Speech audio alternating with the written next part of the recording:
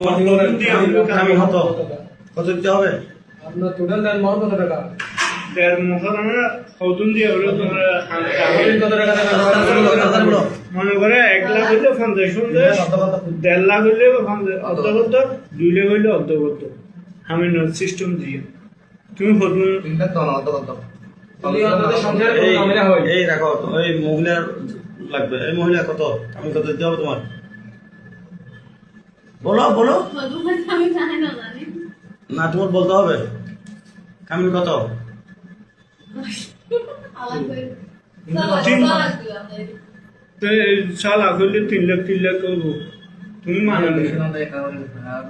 কারণ কে এবার জনের উপর ডিপেন্ড করো। স্যার এটা একটু কমাই 6 লাখ কমাই হবো 6 লাখ দিন হবো 6 লাখ হইতে গেলে এবার তো 6 লাখ কি কত দিতে হবে? দিয়া দিয়া সালাদ কইতে না 6 লাখ নেবো হামদিদা 6 লাখ না একটু কমাই আমরা গফা না তো না, আমরা বলবো না।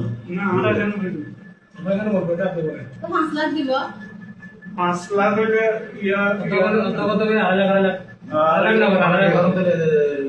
2.5 লাখ